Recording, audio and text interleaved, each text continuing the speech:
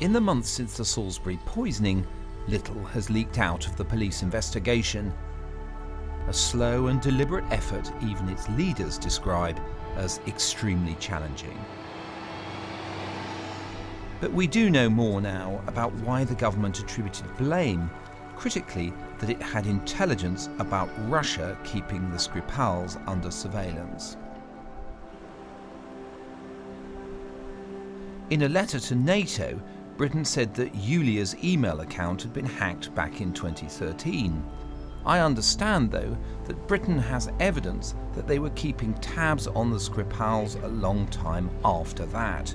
Both Sergei and his daughter were the subject of lengthy monitoring by the Russian state, even though that evidence was pieced together after the assassination attempt. There's quite clearly an attack by an agent of the Russian state against two individuals in the United Kingdom. And the fact that we can't immediately identify the individual who conducted the attack is really hardly surprising when you consider that they had the support of the FSB and could easily leave the country under a different name very quickly. The detail on that additional surveillance is classified, of course, but it's quite likely that Yulia Skripal's phone was used as a means of tracking her. It may even been switched on as a microphone. As to whether Sergei Skripal was followed on the streets of Salisbury prior to the attack, that's a matter of active investigation.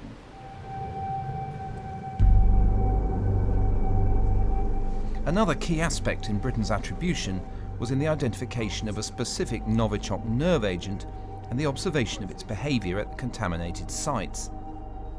The secret report from the OPCW International Watchdog shows, I'm told, that the agent hardly degraded at all in the rain. That could be relevant to today's news and is a measure of its exceptional purity.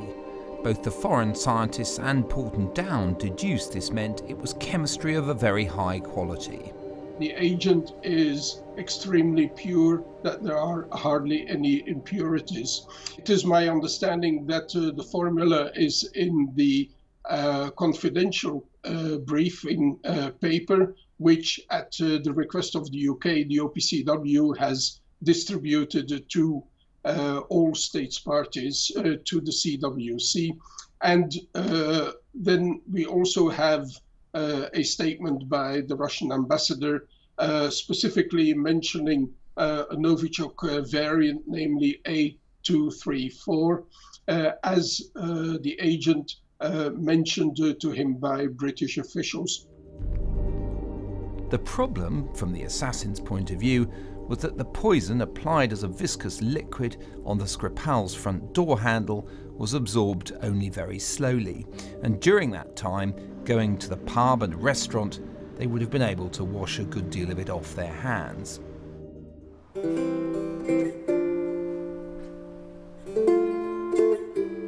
But what of the man at the centre of this? Well, we can also reveal a little more about him.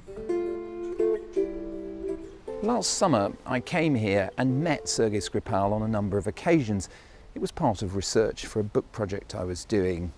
I found a man who was proud of his achievements in life, a big person with a wry wit, irrepressible in the face of the setbacks and sorrows he'd experienced in his life.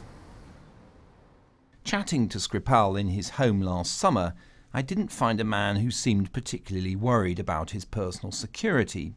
He did at that time express concerns about being quoted, but put that in terms of the possible threat to his son and daughter travelling to and from Russia.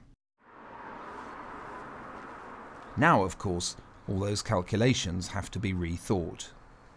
Tragically, his son, Sasha, died last July of liver failure. It was another bleak episode for Sergei following the loss of his wife and brother, but he took it with remarkable strength. When I phoned in August to offer my condolences, he seemed resigned to his loss, but he did say that life would be that much harder without Sasha.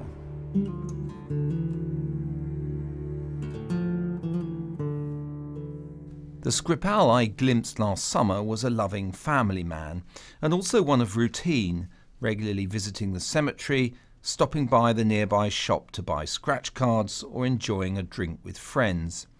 It was semi-retirement because he did give occasional lectures still to military and intelligence service audiences in friendly countries, and that may have led the Russians to see him as still being involved. It's clear Sergei Skripal will not be returning to Christie Miller Road. The taxpayer has bought the house, his car and many other possessions for decontamination or destruction. This chapter of his life is definitively over. It'll be up to Sergei Skripal to decide how he wishes to approach the rest of his life, but he's got to realise that a failed attempt at murder by the FSB doesn't exactly fill anyone with confidence, and therefore I suspect he will require significant levels of protection for many, many years, and maybe indeed he may have to adopt a new identity. Eyes up. But what of his daughter Yulia, who came here in March on what was planned to be a 2-week visit? During the last couple of months, she's said to have been reassessing her calculations, not least about life with her boyfriend in Moscow. My life has been turned upside down as I try to come to terms with the devastating changes, both physically and emotionally. I want to help care for my father until his full recovery. In the longer term, I hope to return home to my country. Yulia, it's clear, wants to return to Russia, but that's a hope for the future. Her father has no such choice. The man at the centre of this, Sergei Skripal, remains silent. He didn't choose to make statements after being discharged from hospital in the same way his daughter did. As he regains strength and makes decisions about his future, that may change. Equally, there's every possibility that he may stay silent as the two countries at the centre of this row de-escalate and re-enter the shadows. For those hoping for some sense of closure, or even the trial of a would-be poisoner, the odds are heavily loaded against that happening anytime soon. Rather, everyone concerned is struggling to re-establish some kind of normality, while, as we've just seen today, so much remains unfinished.